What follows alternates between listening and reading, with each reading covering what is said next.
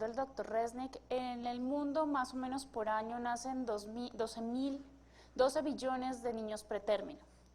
Muchos de estos niños van a tener una vida sana y sin complicaciones, pero muchos otros van a fallecer y otros van a vivir toda su vida con cierta discapacidad. La prematurez es la culpable, digámoslo así, del 70% de muertes neonatales y de un 30 a 40% de muertes infantiles, sumado a incluso el 25-50% de las complicaciones neurológicas a largo plazo. El parto pretérmino, como todos sabemos, es una entidad multifactorial. Está influenciado por ciertas condiciones sociales, culturales, demográficas, económicas, familiares, éticas, y finalmente no tenemos una sola o única razón por cada parto pretérmino. El parto pretérmino per se no es un diagnóstico, es el reflejo de muchas condiciones, situaciones, patologías de mujeres en edad fértil. Es por esto que a la luz de la evidencia en realidad no tenemos estudios conclusivos y muchos de los estudios se confrontan entre sí y no solamente entre sí, sino entre nuestro propio conocimiento y nuestro sentido común. El parto pretérmino ha sido muy estudiado, sin embargo no muy comprendido a pesar de que hemos tratado de trabajar mucho en su fisiopatología. Actualmente muchos de los manejos que hoy podríamos considerar estándar son manejos farmacológicos, como nos venía hablando el doctor Resnick, tocolíticos, antibióticos, corticoides para maduración pulmonar, ya hablamos más de maduración fetal y neuroprotección. Intervenciones como el cerclaje, los pesarios y la progesterona aún están en estudio, incluso estamos como en una época de comparación y de debate acerca de su uso y en qué momento lo vamos a introducir en la clínica. Mientras tanto los estamos usando en escenarios muy puntuales, no son para todas las pacientes ni para todos los casos.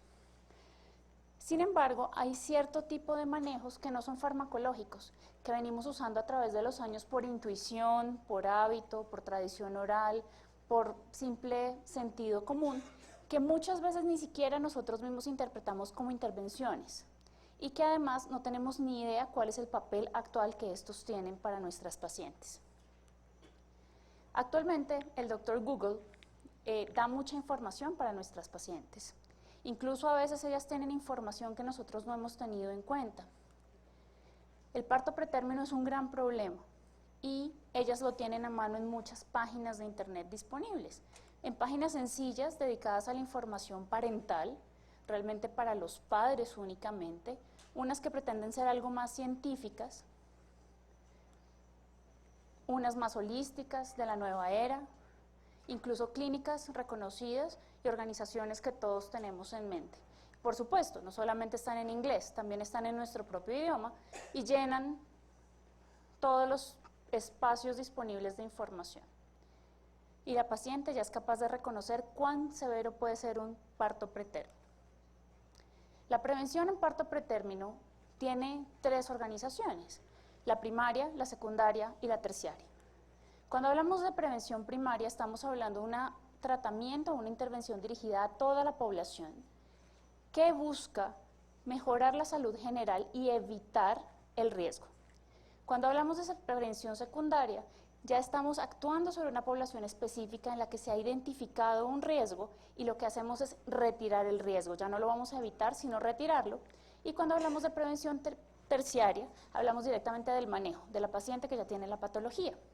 Desafortunadamente, en todos estos años que hemos trabajado en parto pretérmino, casi todas las intervenciones se han quedado ahí, en la prevención terciaria.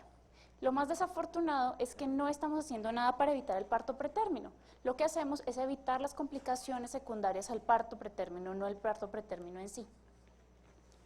A continuación vamos a ver algunas de las intervenciones que les decía que ni siquiera nosotros mismos nos damos cuenta que a veces hacemos, porque lo hacemos de rutina o porque lo venimos haciendo o desde nuestros profesores empezamos a verlo. Lo primero es la hidratación.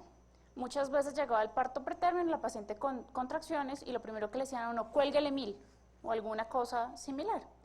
¿Qué lógica tendría esto de hidratar la paciente? Al aumentar el volumen circulante, aumenta la perfusión uterina y con esto disminuye la irritabilidad uterina. Por otro lado, al aumentar el volumen circulante, disminuye la secreción de ADH y con esto la disminución de todas las hormonas de la hipófisis posterior, disminuyendo la oxitocina, que a su vez por dilución también se encuentra disminuida. Sin embargo, Cochrane en 2002 hace una valoración de 2 estudios con 228 pacientes y lo que encuentra es que la hidratación versus no tratamiento o reposo en cama no mejora el parto antes de las 34 semanas, tampoco lo hace antes de las 37 semanas y solamente hay un aumento del costo del tratamiento aún no significativo. Así que pocos datos hay para dar soporte del uso de la hidratación en las pacientes con trabajo de parto pretérmino, pues no hay evidencia de las ventajas, incluso comparándolas sin ningún tipo de tratamiento. Sin embargo, si una paciente está deshidratada, pues bien le beneficiaría la intervención. El reposo en cama, ya el doctor Resnick nos habló un poco de esto, y es culpa de Hipócrates, ya que él recomendaba el descanso tan pronto como hubiese dolor, como un gran restaurador de todas las molestias del cuerpo. Esta es una de las medidas que nosotros más usamos y tiene, digamos que la intervención número 1 en parto pretérmino. Se estima que en Estados Unidos más o menos el 18% de pacientes durante su embarazo va a tener la indicación de tener reposo en cama. Y en contraste, se sabe que el 71% de médicos está de acuerdo con que la ha usado como un manejo de la amenaza de parto pretérmino. Sin embargo, confiesan que tampoco esperan ningún tipo de beneficio a pesar de recomendarla. Uno de los problemas con todos los artículos de reposo para las maternas es que los términos no están claramente establecidos. Usan términos como reposo en cama, reposo relativo, reposo de actividad, cambio de estilo de vida, confinamiento hospitalario o simplemente reposo, pero no nos dicen qué es cada una de ellas. El único intento ha sido este tipo de restricción leve, moderada y severa, donde explica cierto tipo de definición, pero los estudios no pueden ser equiparados porque no existe, digamos que el patrón sobre el cual estamos comparando. Como nos decía el doctor Resnick, hay muchos riesgos para el reposo en cama. La trombosis venosa, si bien ya una embarazada tiene 5 veces el riesgo de una no embarazada de ser un tromboembolismo, este aumenta de 0.8 a 15.4%, por cada 1000 pacientes, el riesgo de trombosis cuando hacen reposo en cama.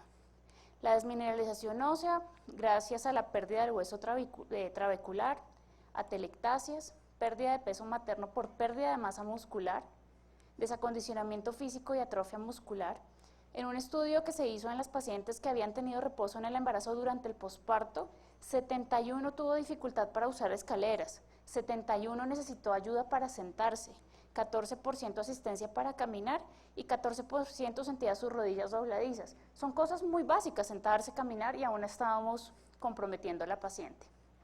Incluso hablan de problemas psicológicos. Una mujer acostada durante un tiempo prolongado se separa de su familia y de su entorno. Tiene alteraciones de comportamiento, depresión y estrés por estar alejada de su familia, además de cargar una gran culpa y un gran miedo porque toda la sociedad le ha enseñado que debe quedarse quieta. Está encima la suegra, la amiga, la vecina, diciéndole que se quede quieta y que si no lo hace, su hijo se perjudicará, y la culpa es muy difícil de manejar.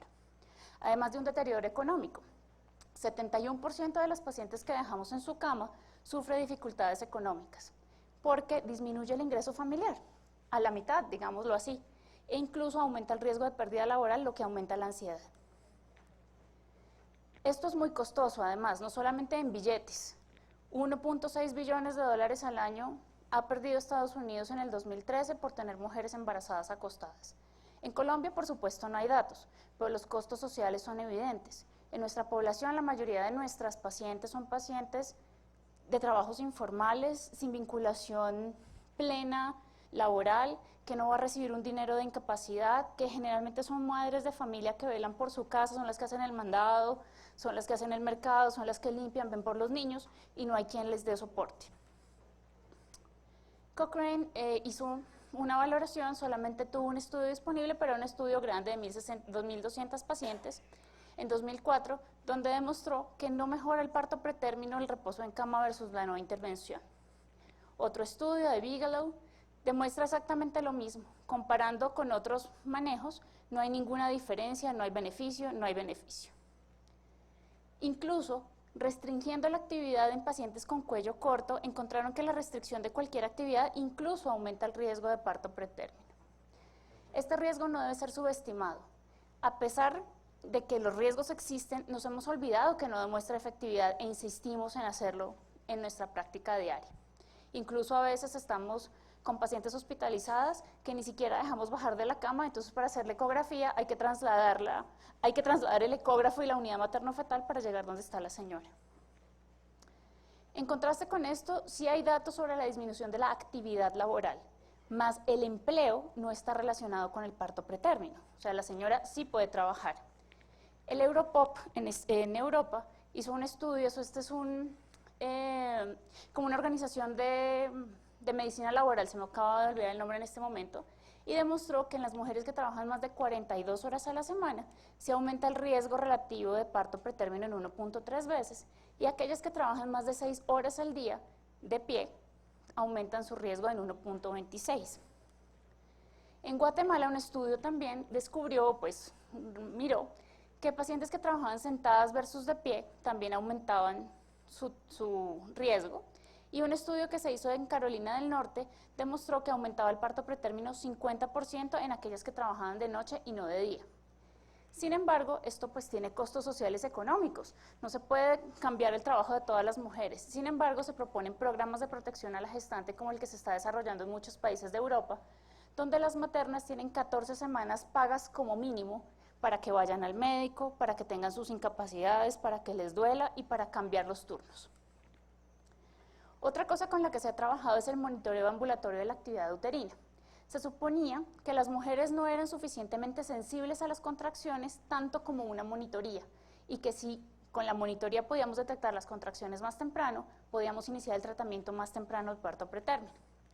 IAMS cogió un montón de pacientes de alto riesgo con esas características y notó en 2 estudios prospectivos aleatorizados que incluso comparando a las pacientes que tenían contacto con enfermería y palpación de las contracciones por ellas mismas versus las que tenían contacto con enfermería y la tocodinamometría cada 2 horas, no había diferencia significativa entre ellas, ni para el parto pretérmino, ni para el trabajo de parto, ni para la gestación al nacimiento, ni para peso, ni para éxito del tocolítico. Lo único que resaltaba era que aquellas pacientes que tenían contacto con enfermería estaban mejor educadas y estaban más pendientes de sus propios síntomas. Un estudio similar demostró Hill con 299 pacientes, en donde hizo lo mismo, contacto con enfermería y monitoría, y lo único que notó era que había más visitas prenatales y mayor educación en estas pacientes. ¿Por qué mayor educación? Por el contacto con enfermería. Y de esta manera las pacientes sí eran capaces de detectar más tempranamente el trabajo de parto, más por su educación que por estar haciéndose monitorías frecuentes. Moe, con 377 pacientes también en riesgo, hizo el mismo estudio y con vigilancia de intención a tratar demostró que la diferencia no era significativa. Así que en esto hay poco consenso, como les digo, no hay diferencias significativas, no se puede recomendar uniformemente, el análisis costo-beneficio no justifica su uso y los beneficios no están soportados por la literatura disponible. Este es un estudio de Richmond, incluso incluye el de IAMS, que estaba en la otra página, en donde demuestra que no hay ningún tipo de beneficio materno, fetal o neonatal al hacer la monitoría en la casa. Cochrane también hizo un estudio, hizo una revisión en donde en 2012 coge 15 estudios con 6.000 pacientes y es exactamente lo mismo. Aumentan las visitas antenatales no programadas cuando las monitorizamos en casa, aumenta el uso de tocolisis, disminuye ligeramente la admisión a la unidad de cuidado intensivo neonatal, pero no mejora la mortalidad perinatal. Si comparamos hacer la monitoría con el cuidado estándar para parto antes de 37 semanas, no logra una mejoría, ese es el resto de la tabla, y con 34 semanas tampoco no logra mejoría. Incluso la ACOG dice que no se logra demostrar mejoría y por tanto no la recomienda. Otra de las cosas que pudieran empezar a trabajar son las clínicas especializadas, pues ya lo han hecho. Sin embargo, en 2011 hacen una revisión con 3 estudios y 3.400 pacientes. Desafortunadamente esos estudios son viejos, son más atrás de la década de los 90, en una época donde la cervicometría no estaba estandarizada, ¿no? Entonces el patrón de comparación es difícil. Sin embargo, tampoco logra demostrar mejoría en parto pretérmino. Este estudio se trató de rehacer sobre el 2011 con 232 pacientes que habían tenido un pretérmino previo, por lo que se categorizaron como alto riesgo. Notaron un aumento claro en el uso de recursos, con una disminución de parto pretérmino espontáneo en 28%, con una admisión menor de UCI ligera y una menor morbilidad neonatal. Las terapias de relajación, más de uno las ha recomendado, pero no las toma como una intervención real. Terapia de música, relajación, yoga, meditación, masajes, de todo esto de la época más holística. Incluso Cochrane, 2012, más bien reciente, 11 estudios, 833 pacientes. Notan que hay una mejoría importante en la ansiedad materna aún sin trabajo de parto cuando usan terapia de relajación sobre el tratamiento estándar. Sin embargo, no hay una mejoría significativa en la edad gestacional al parto. Ni el parto, ni usando la relajación sola, ni haciendo una mezcla de los dos. En trabajo de parto pretérmino, igualmente no hay beneficios, pero lo bueno de este tipo de terapias es que no hay complicaciones y sí disminuye la ansiedad. Cuando no hay trabajo de parto pretérmino, en realidad el estrés materno, el peso neonatal, la ansiedad materna y el estrés disminuyen y aumenta la tasa de parto vaginal versus el parto de cesárea. La hipnosis es otra técnica que está, digamos que en boga por estos días. Es un método psicoterapéutico que mejora la relajación física y manejando los procesos conscientes e inconscientes altera patrones cognitivos y afectivos. ¿Qué pasa? Han notado que los niveles altos de ansiedad, de estrés y poco soporte social desencadenan parto pretérmino. Y si estas variables se pueden mejorar a través de la hipnosis, pues no habiendo efectos colaterales, excepto en pacientes con historia de psicosis, podrían mejorar el parto pretérmino. Sin embargo, pues sería un entrenamiento costoso y no asequible para todas las pacientes. Este es un estudio hecho por Reiner, igual tratando con la hipnosis como un reflejo condicionado, notando que el grupo de hipnosis tuvo un 4.3% de partos pretérmino y el grupo de control un 10.3%, en realidad números significativos desde el punto de vista estadístico mirándolos rápido. Si vemos además la tabla, la mayoría, en el grupo control hubo partos pretérmino en todas las edades gestacionales, incluso por debajo de 32 semanas, pero el grupo de la hipnosis no tuvo partos pretérmino, por lo menos no tan tempranos. Si uno vuelve a revisar los números con más cuidado, lo que nota es que el grupo de la hipnosis eran pacientes con mucho mejor nivel educativo y de empleo, mientras que el grupo control tenía un gran nivel de pacientes que eran fumadoras. Así que en realidad los números vuelven a engañarnos un poquito y hay que ver las cosas con un poco más de atención. En cuanto a los suplementos nutricionales, se ha hablado de absolutamente todo. Les voy a mostrar rápidamente 3 estudios de par cosas, porque en realidad tampoco hay evidencia conclusiva. Nos han hablado del ácido fólico, que como parte de disminución de parto pretérmino, hay artículos que dicen que es bueno, que funciona, hay artículos que dicen que no. Sin embargo, todos estamos de acuerdo en que es interesante utilizarlo para disminuir malformaciones de línea media. La suplementación con magnesio igualmente no logra demostrar disminución del parto pretérmino, ni cogiendo todos los estudios sí, pero no al coger estudios seleccionados, empezamos a perder validez de la cosa. El uso de probióticos para disminuir las infecciones vaginales y urinarias, igualmente no logra disminuir el parto antes de 32 semanas, ni antes de 37 semanas. Lo único que logra es disminuir la tasa de infecciones genitales, pues finalmente por su propio funcionamiento. La educación y las políticas públicas. Esto parece arrancar desde la prevención primaria más fácilmente que otro tipo de estrategias que venimos usando. Nosotros nos hemos venido acostumbrando que con la mejoría de las unidades neonatales siempre nos vamos a entregar un niño sano, gordito y bonito después de unos días. Sin embargo, esa sigue no siendo la realidad. Altas hospitalizaciones, mortalidad, no solo neonatal, sino a los 5 años, morbilidad, discapacidad y enfermedad temprana del adulto.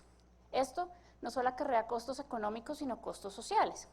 Es por eso que la educación de las mujeres en edad fértil, no de las embarazadas, de todas, que entendamos que el embarazo sí es una condición natural, pero que conlleva muchos riesgos y que un parto prematuro es muy costoso para su propio hijo. Entenderíamos que las mujeres con educación van a empezar a tener conductas de prevención sobre sí mismas, a espaciar los embarazos, a vacunarse contra el VPH, que aunque lo vean lejos, esto va a disminuir el número de intervenciones sobre el cuello y va a mejorar la posibilidad de que no tengamos tanto parto pretérmino. Cuando las mujeres todas estén educadas, esto va a generar políticas públicas. Cuando las mujeres empezamos a exigir las políticas públicas basadas en sociedades científicas, vamos a poder mejorar las características y la protección de la mujer para que tengamos otro tipo de opciones. Hasta el momento solamente hemos visto intervenciones sobre el parto espontáneo. En realidad nadie pensaría que pudiera haber algún tipo de intervención sobre el iatrogénico. Finalmente, cuando la situación materna o fetal está en vilo, debemos actuar y una de las opciones es el parto. Sin embargo, me llamó la atención que encontré que como a los partos iatrogénicos, también debemos evitar los partos no indicados médicamente. Si bien cuando tenemos una condición materna o fetal que amenaza la vida de uno o del otro, debemos tener una toma de decisión como incluso llevar la paciente a parto. Han notado que la mayoría de estos partos están siendo desencadenados por temor del ginecólogo al óbito fetal. Y esto nos está llevando a hacer intervenciones planeadas, que justifica precisamente esta palabra, planeadas, que no lo necesitaban. Y esto corresponde entre el 40 y el 60% de partos que estamos llevando casi al término, pero no nos llegamos al término, a los pretérminos tardíos, que son entre 34 y 36 semanas. Esta situación la estábamos viviendo con los atérminos temprano de manera similar. Estábamos sacando niños a término entre 37 y 38.6 semanas, sin notar que se benefician de llegar a la semana 39 y que los riesgos aumentan incluso estando a término con estas semanas. Entonces, basándose en lo que habían visto en estos a término temprano, notaron que también le estamos haciendo daño a los pretérminos tardíos por temor. Hicieron un estudio observacional, dos estudios observacionales, en donde permitían la intervención del ginecólogo a su criterio y donde no permitían la intervención a su criterio, como ya está pasando en algunas clínicas de esta ciudad. Si usted quiere tomar una decisión de un parto de 37 semanas, tiene tres opciones. O los educa y le enseña a todos los ginecólogos de su institución que eso no se hace y cada uno se autorregula, o cuando el médico lo propone, hay un comité que lo reevalúa y le dice, este sí, este no, o simplemente lo prohíbe y lo pone como un statement de la clínica. Entonces cogieron un lugar en donde los intervinieron los ginecólogos y el otro donde los dejaron. En ambos la tasa de óbito fue similar, así que nuestras intervenciones no mejoran esto. El ingreso a la unidad de cuidado intensivo disminuyó cuando disminuyó la intervención, cuando no hubo intervención. ¿Qué pasó? Que aumentaron los partos fuera de las horas laborales. ¿Cuál es el problema? Es nuestro, ni de la paciente ni de los niños. Empezamos entonces a pensar en nosotros mismos. ¿Estamos trabajando con miedo? ¿Solamente actuamos por temor? ¿O solamente con desconocimiento? Desconocimiento de la patología, desconocimiento del sistema, desconocimiento incluso de la disponibilidad de otras cosas que tenemos en nuestras instituciones, como la terapia fetal. Bogotá, Colombia, Tercer Mundo, Suramérica, tiene exactamente las mismas posibilidades que tenemos en otros sitios. La terapia fetal no invasiva, como medicar a la madre para mejorar la calidad de un feto, nos da tiempo, no tenemos que sacarlo y podemos hacer muchas cosas. Tenemos colegas que trabajan en esto y nos tenemos que apoyar como grupos de trabajo para mejorar estas condiciones. O si simplemente estamos pensando en nosotros y estamos poniendo nuestras prioridades por encima de la de nuestros pacientes, o la del sistema de salud, u otras prioridades que no corresponden a la beneficencia de nuestros pacientes. Eso quiere decir que tenemos que ponernos la mano en el considere y empezar a tratar de ubicar todos los pedazos de la funcionalidad para que empecemos a manejar las cosas de manera diferente. ¿Qué tenemos que llevar a casa? Pues que el parto pretérmino, lo que siempre sabemos, es una entidad multifactorial. Nada nos va a dar una línea derecha para que solamente sigamos un algoritmo como nos gusta fácilmente. Las intervenciones farmacológicas, a pesar de ser poco reconocidas hasta por nosotros mismos, tienen ciertas cabida en la práctica clínica y a pesar de no ser farmacológicas tienen beneficios y tienen riesgos y hay que sopesarlos con cada paciente. Y a pesar de que la evidencia no es concluyente, seguramente tenemos que seguir trabajando más, sobre todo concientizándonos de que el pretérmino no es una condición inevitable. No inevitable, doble negación, o sea que sí lo podemos evitar. Lo que tenemos que hacer es cambiar nuestro esquema, salirnos de este cómodo espacio del manejo y empezar a trabajar en prevención secundaria y primaria. Eso es una prevención a más grande escala. Las pacientes con educación, que tienden a tener pensamiento crítico, que tienen acceso a información y acceso a oportunidades, tienen más autonomía para tomar decisiones. Y no solo las pacientes, nosotros mismos. Si nos llenamos de un pensamiento crítico y un pensamiento responsable, podemos tomar mejores decisiones.